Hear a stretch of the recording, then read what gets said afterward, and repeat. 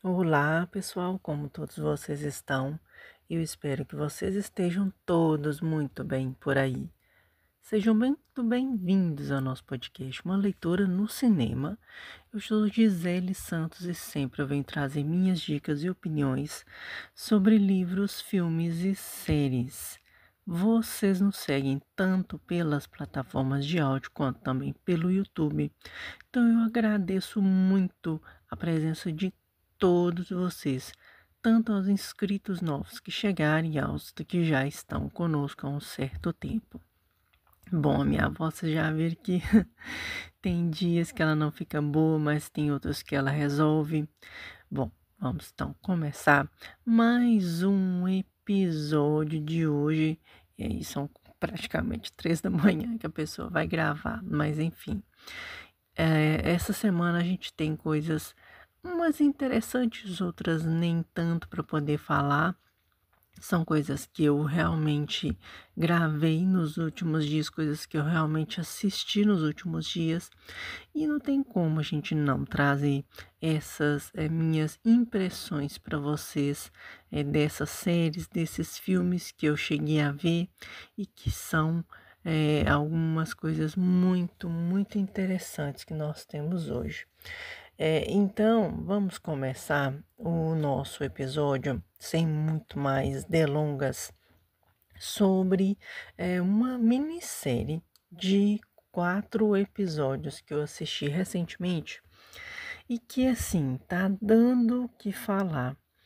No início, ali bem no finzinho de 2024, é uma série que foi lançada nesse período e o que que acontece?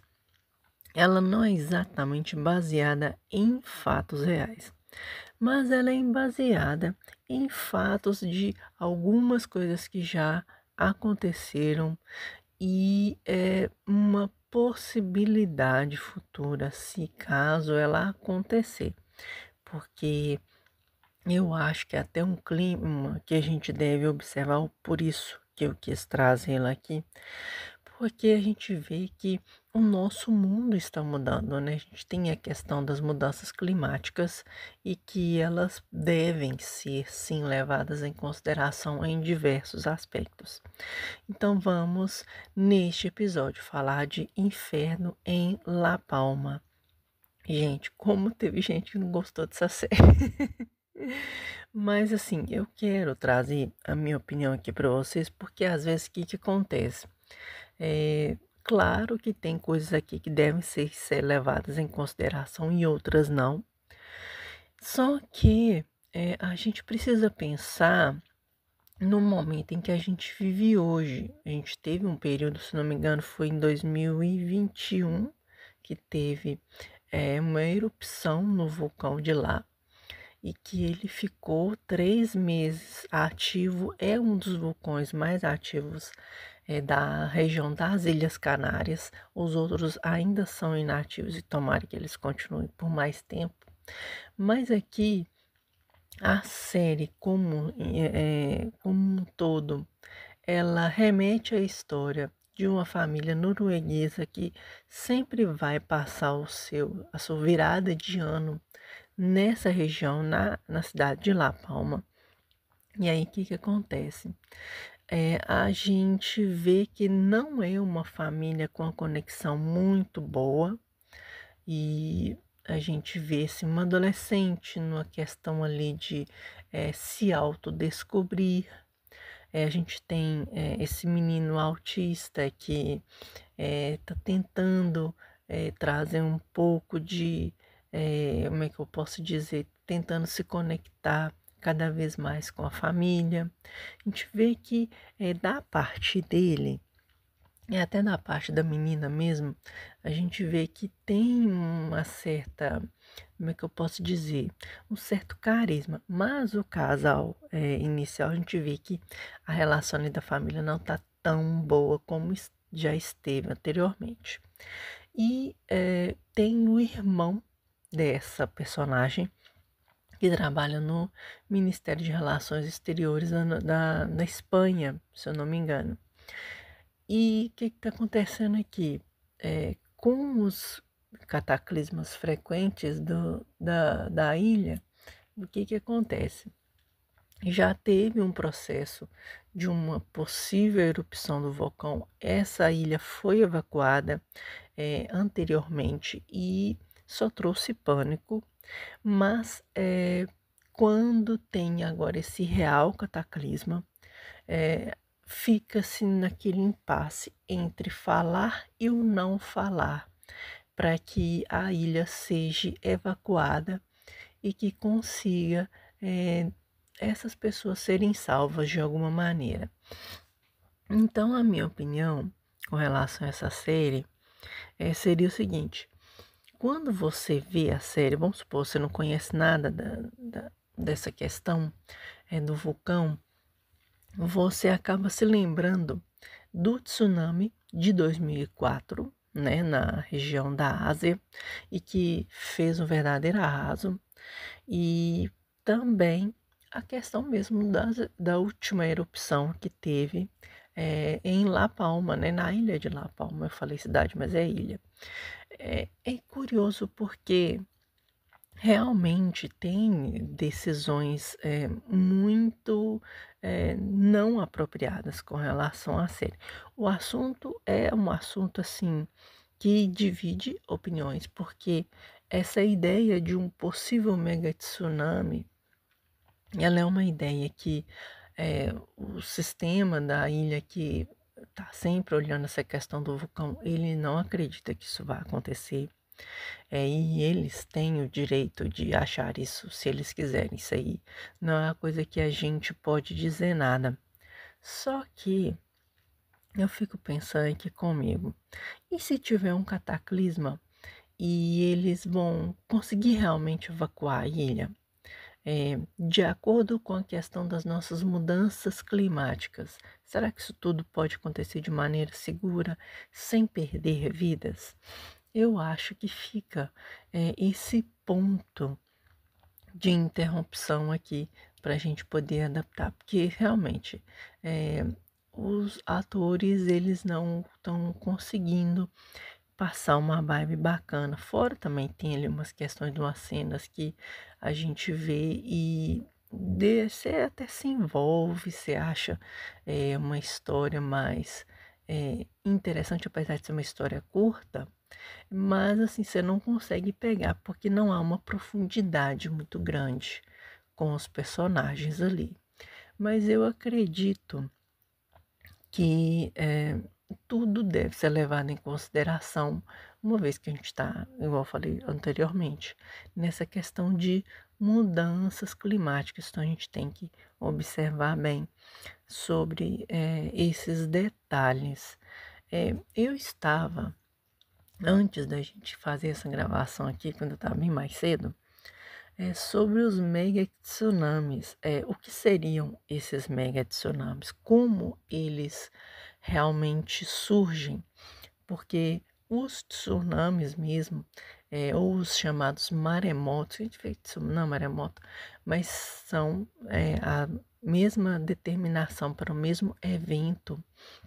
Então a gente vê que o tsunami, ele é até um certo evento, digamos, eu vou dizer comum, por causa desse movimento das placas tectônicas que estão mais no viés, né, no fundo mesmo da Terra, e que quando é na Terra é os chamados terremotos e no mar os chamados tsunamis ou maremotos. Só que o mega tsunami, ele não é algo muito simples de acontecer, ele não é algo muito fácil de acontecer, porque na verdade, para se formar o mega tsunami, você tem que ter um vulcão em erupção que consiga pegar uma massa grande de, de terra que dessa origem vulcânica e arrastá-la para o mar. Então, realmente é assim que forma um tsunami. No momento em que nós estamos hoje, em 2025, não são eventos muito fáceis de acontecer. Geralmente estão surgindo na região do Ártico, nessa região mesmo mais nos polos mais gelados mesmo. E aí, o que está acontecendo aqui? Inclusive, teve uma em 2023, se eu não me engano, na região da Groenlândia, e formaram-se ondas bem grandes na região de lá. A gente sabe que as calotas polares estão reduzindo e aumentando também o nível do oceano. Isso é muito evidente. Mas nesse momento não há essa possibilidade, porque os mega tsunamis são eventos considerados muito raros, mas já teve um período na Terra em que tiveram mega tsunamis. É só vocês fazerem uma pesquisa muito rápida, vocês vão entender todas essas informações que eu estou passando para vocês e entender a polêmica da série, porque o pessoal de La Palma não gostou muito dessa notícia da série e achou que poderia gerar um pânico desnecessário, como na própria série mesmo, que numa possível evacuação atrapalhar a cultura do lugar, uma vez que é um lugar que vive essencialmente também do turismo, das plantações de banana também e outros, muita agricultura que essa região vive. Eu achei uma série ok, não é maravilhosa, mas tem pontos aqui para a gente analisar, para a gente pensar, para a gente conhecer também. Eu acho que para questão de conhecimento, o entretenimento em forma de conhecimento, né, seria uma boa opção, sim. Então essas são as minhas opiniões de Inferno em La Palma. Na época, assim, eu me envolvi, achei, assim, uma história mais rasa mesmo, mas rápida, né? Uma história rápida. Mas quando você pega os outros aspectos, você entende que realmente não é uma série tão especial assim, mas que tem, sim, tem pontos que precisam ser levados em consideração. Já na segunda indicação de série, eu tive que dar uma respirada aqui, porque a minha voz vocês já viram que não tá muito boa essa hora. E de madrugada parece que as coisas não ficam muito boas para mim mesmo. Me perdoe aí com os ruídos e alguma coisa mais. Já na segunda indicação de série, aqui nós temos já uma produção muito boa. É uma produção de 10 episódios disponível no Disney Plus. E essa aqui já teve, ele é mais uma adaptação de livro. Eu acho que ele é de na verdade, tem um livro, tem um filme de 1973. E essa minissérie de agora. Então, nós vamos falar nesse bloco de O Dia de Chacal. Eu posso dizer os vários dias dele, porque que série boa, gente. Que série boa. Mas vamos então dar as nossas impressões com relação a essa série. Não vou dar muitos spoilers, eu acho que a questão aqui é mesmo dar uma sinopse inicial do que seria, e a gente vai fazer um vídeo separado comentando, né, os detalhes da primeira temporada para vocês. Eu não tenho certeza se ela está nesse momento, como é que eu posso dizer? Eu não sei se ela está renovada para a segunda temporada, mas eu acredito que sim, que a série é excelente. Então aqui na trama a gente vê que esse, digamos, atirador de elite, que é muito meticuloso, ele age com sangue frio nas suas missões, e é baseado essa história, né, do Chacal na tentativa de crime contra o presidente francês. Então aqui a gente tem esse Chacal que está ali cometendo os seus crimes, né? E o que acontece? Só que aqui ele começa a encontrar um adversário que é mais apto a pegá-lo aqui. Então a gente vê esse jogo de gato e rato durante todos os 10 episódios dessa primeira temporada. E a gente tem essa policial da inteligência britânica que está tentando de todas as maneiras pegar esse personagem. E também as interações que tanto ele tem com a sua família, como ele consegue minuciosamente se camuflar, se esconder, e essa oficial que está determinada a ir atrás dele e tentar tirá-lo de circulação. Gente, deixa eu falar com vocês uma coisa, isso aqui é muito bom. Eu não cheguei a ler o livro ainda. Eu não cheguei a ver o filme de 73. Eu não tenho certeza se o filme de 73 já está no Prime Video. Eu realmente não sei explicar isso para vocês. Só que eu vejo a dinâmica do filme muito boa. O ator que faz o Chacal, ele é um ator excelente, ele consegue se camuflar perfeitamente, assim, milimetricamente. Vocês estão lembrados daquele filme Enfermeiro da Morte? Ele fez aquele filme, ele tem uma forma de entrar no personagem e tem todas essas dinâmicas e mostra todos os trejeitos possíveis para esse personagem. Eu achei maravilhoso isso aqui. E recomendo, se vocês não viram o Enfermeiro da Morte. Se eu não me engano, nós já falamos sobre ele aqui no canal, tá? É um filme também muito bom. Já aqui, muita gente reclamou da personagem que fez a oficial britânica.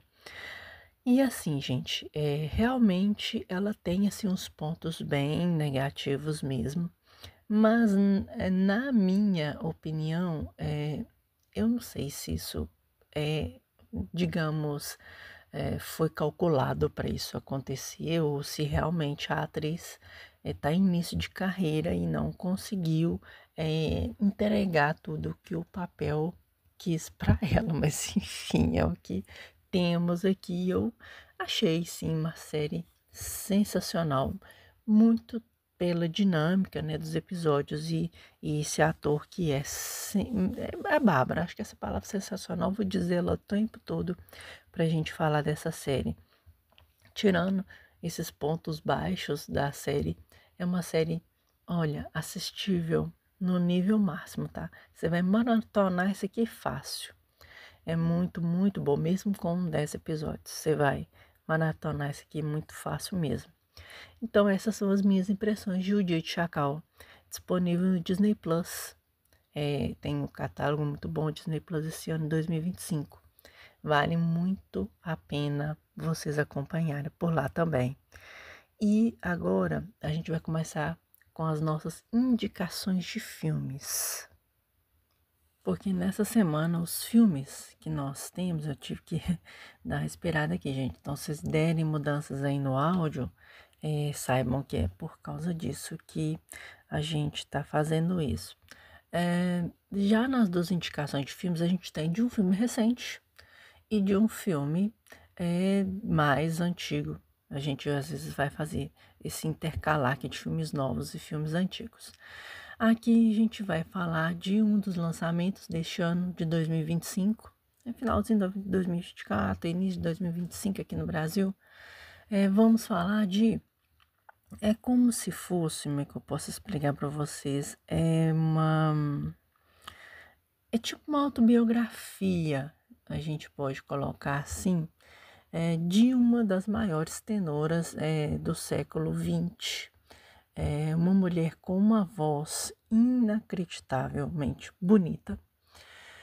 Eu particularmente não conhecia a história dela. E o que acontece? Aqui a gente vê uma mulher que precisa se autoencontrar, precisa estar sendo paparicada, assim, ela está tentando se reencontrar neste mundo aqui. E ela está numa situação dentro dos seus últimos dias de vida. Ela quase não se alimenta e numa completa solidão, apenas assistida pelos seus dois criados e alguns admiradores ali da cidade de Paris. Então vamos falar de Maria Callas. Até algumas pessoas colocaram que o filme em si ele não mostra toda a potência da Maria Callas, como ela foi a mulher que ela foi. Mas vamos pegar então aqui o viés de quem não conheceu a história da Maria Callas e que acabou vendo este filme e tentando entender as minúcias dele. É interessante e curioso porque quando você vê a tal equipe de TV que vai passando pela obra, você entende algumas coisas que estão aqui acontecendo. A mulher é muito atormentada pelo seu passado, como em si, na potência do seu passado, e como essas marcas ficaram nela, sabe? Dentro dos seus traumas de infância. É um filme, esse aqui eu chamo ele de um futuro cinema cult, na minha opinião, porque é um filme que ele realmente não tem as suas perfeições, como quem é conhecido da Maria Callas, mas ele tem as suas perfeições na sua estética de contar a história. Tem uma questão envolvendo inteligência artificial aqui, tem alguns pontinhos que foi usada a inteligência artificial, e eu acho que, dependendo de como ela é empregada no filme, você não percebe muito facilmente. Em uma cena ou outra, vocês vão perceber que tem ali uma interferenciazinha, mas no geral, você consegue ver o filme e contemplar o que o filme está tentando te mostrar. Os enquadramentos da cena são bons enquadramentos, tá? E é um filme contemplativo, é um filme que mostra a amargura, o sofrimento. Na verdade, ele mostra mais a solidão dessa mulher no final da sua vida. E ele até mostra fatos de como tudo envolveu ela, sabe? É como se fosse um olhar dela de dentro, de como ela via esses acontecimentos. Então, esse jogo entre o que é real e o que não é essa busca por buscar aonde a sua voz está. É um filme sensível e eu acho, na minha visão, que ele não é um filme realmente para a maioria das pessoas. É um filme para as pessoas que gostam desse filme mais intuitivo, é um filme mais contemplativo, é um filme mais que você procura entender esta mulher. E é um recorte dos últimos dias dela. Achei extremamente interessante a história. Eu acho que aqui a Angelina Jolie, ela tem uma boa entrega, né?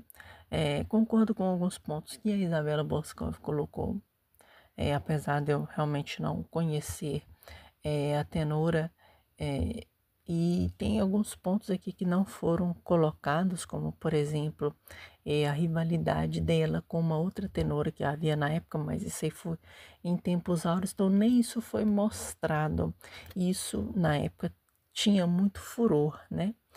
Mas como aqui é o recorte dos últimos dias da Maria Callas, então a gente ficou sem essa parte para poder entender um pouco mais dessa mulher. Na minha opinião, um filme satisfatório, um filme que você consegue observar as minúcias desse filme e tentar ver tudo o que estava acontecendo com a Maria Callas em Paris até o final da sua vida. Eu gostei do filme e recomendo então para vocês. E eu acho que filmes, séries, essas coisas, a gente precisa colocar muito essa questão do que você gosta de ver. E claro, se você não gostou também, eu entendo perfeitamente as suas opiniões. E, aliás, nós estamos aqui para isso mesmo. Você dá as suas indicações, eu dou as minhas indicações, a gente debate.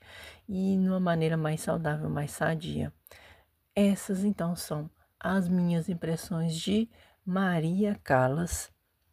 Um filme bem intuísta, né? Intuitivo, muito intimista, na verdade. E eu recomendo que vocês então assistam, se caso for o seu tipo de filme, não é mesmo? E aí você dá suas opiniões pra gente, que eu quero muito saber a opinião de vocês. Já a nossa segunda indicação de filme da semana é um filme que, na minha opinião, envelheceu muito bem. Os efeitos especiais a gente já pode não dizer muito, mas eu falo que para quem viu na época de como, né, esse filme era visto, e era um filme passado na televisão várias e várias e várias vezes. Eu nem sei se eu falei sobre ele aqui no canal.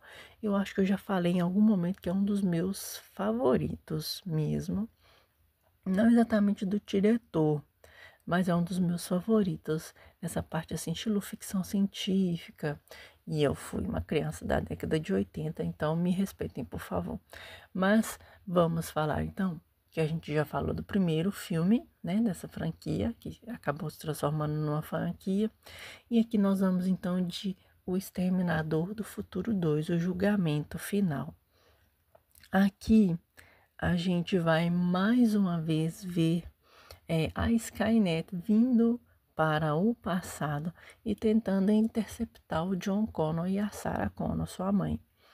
Em mais uma atuação do Arnold Schwarzenegger, da Linda Hamilton, e falando e colocando esse novo ator em ascensão, que depois não teve assim grandes papéis, depois disso acabou se envolvendo em várias confusões durante sua vida. É uma pena, na minha opinião.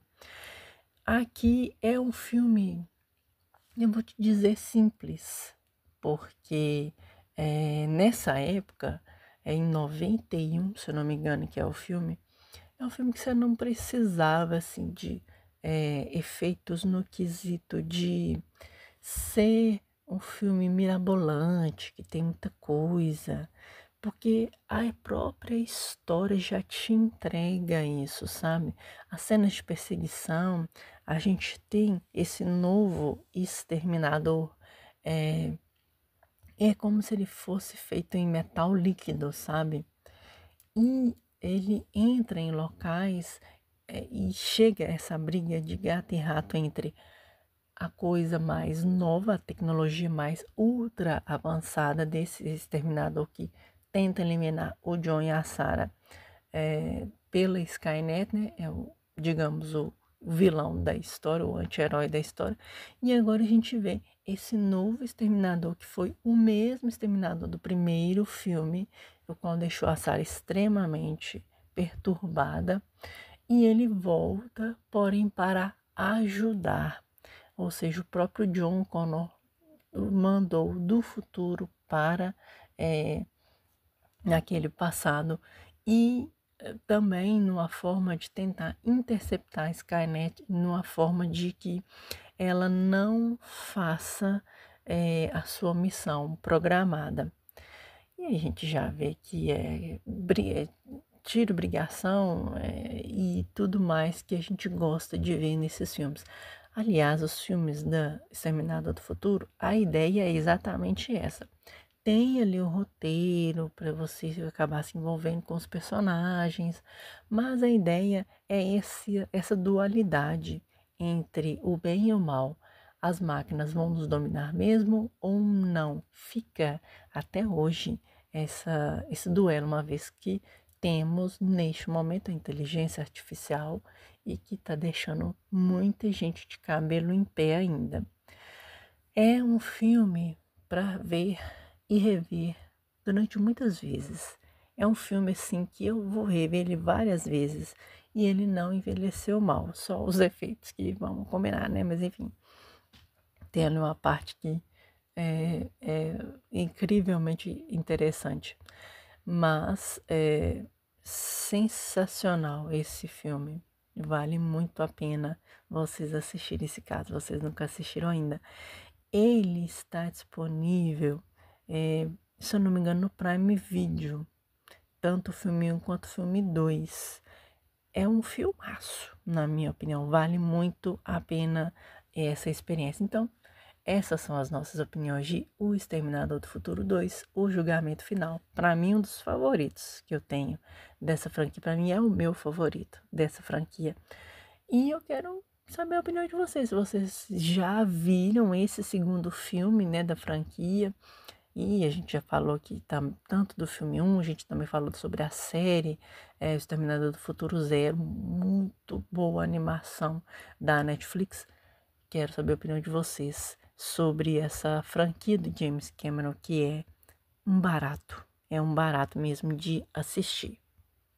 E, gente, para finalizar o nosso episódio de hoje, dei essa paradinha pra me dar uma respirada, porque a garganta não quer me deixar gravar aqui. Mas nós vamos falar de uma leitura, é a nossa indicação de leitura da semana. Um livro disponível no Kindle Unlimited. Livro fininho, muito, muito interessante, de um cara que é um dos maiores escritores de ficção científica, na minha opinião, um dos melhores do século XX, século XIX, século XX, na verdade, século XX, né? Tem mais outros dois livros lançados nesse esquema de história da civilização, história da humanidade. Só que de uma narrativa que ela faz um apanhado geral sobre tudo o que acontece dentro de uma civilização. Cara, que livro genial!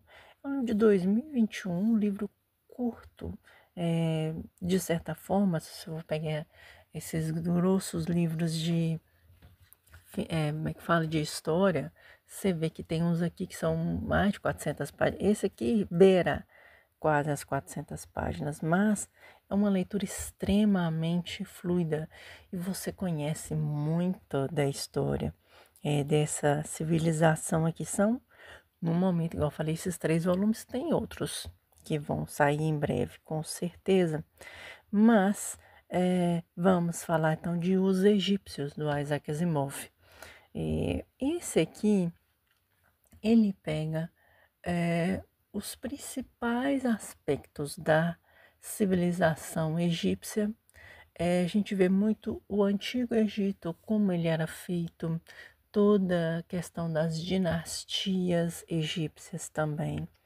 A gente vê tanto assim a parte do poder, a gente vê também o esplendor dos faraós também no Antigo Egito, também aquela era, a época ptolemaica também. A gente vê essa questão de como Roma chegou aos egípcios também. A gente tem um capítulo sobre Cleópatra, sobre os judeus também. Os cristãos, a gente tem ali umas dinâmicas de como até o próprio Cristo foi envolvido em toda essa história, né? E todas as dinâmicas que envolveram o cristianismo como um todo, e como ficou um território majoritariamente muçulmano. Gente, é uma história muito, mas muito, muito grande, sabe? Parte do que a gente conhece das grandes peças egípcias, às vezes a gente fica pensando, quando a gente começa a ler, a gente fica assim, mas como ler os egípcios? É como se adentrar dentro da mitologia egípcia, e como não ser aquela leitura maçante, aquela leitura chata. E aqui a gente vê isso de uma maneira brilhantemente feita pelo Asimov. É um livro extremamente envolvente, tá? É uma história assim que você consegue ler. Ele é muito didático, ele é fluido na sua execução. Cara, é um livro envolventíssimo. E se caso é o tipo de assunto que você gosta, vale muito o seu tempo. Você ele vai tirar assim alguns dias para ler ele, e eu quero te dar essa ideia, tá? Não fique, como é que eu posso te dizer? Não leia rápido, como se fosse comer macarrão miojo. Vai degustando de leve, vai vindo as referências. É fenomenal isso aqui. E o título diz bastante: Os Egípcios, as Origens, o Apogeu e o Destino de uma Civilização. Cara, isso aqui é tudo o que está aqui nessa leitura. A editora Planeta, que está publicando esse livro recentemente no Brasil, igual eu falei, lançado em 2021, tem 337 páginas. Vale cada minuto da sua leitura, cara. É demais mesmo. Li bem assim, finalzinho do ano, início desse. Vale muito essa experiência. Gente, então é isso, porque a minha voz, ela não quer me ajudar. Mas desculpa aí os ruídos, porque realmente eu precisei mesmo. E a minha voz tem hora que ela não quer me ajudar mesmo. Mas eu não podia deixar de vir, eu, às vezes gripado ou não, sobrevivendo ou não, a gente vem trazer as nossas impressões para vocês de tudo aquilo que a gente consome e eu quero sempre saber a opinião de vocês sobre tudo aquilo também que a gente consome e também as dicas de vocês. E é isso, gente. Muito obrigada para todos vocês que têm nos acompanhado aqui no canal. Não deixem de se inscrever, de compartilhar os vídeos, caso você está nos acompanhando pelo YouTube. Classifica o nosso podcast nas plataformas de áudio, assim vocês nos já ajudam. E é isso, gente. Até semana que vem, um grande abraço. Que Deus abençoe a vida de cada um de vocês. E a gente se vê lá. Não se esqueça que ainda essa semana a gente tem falando na sexta-feira da primeira temporada de Lost e também essa semana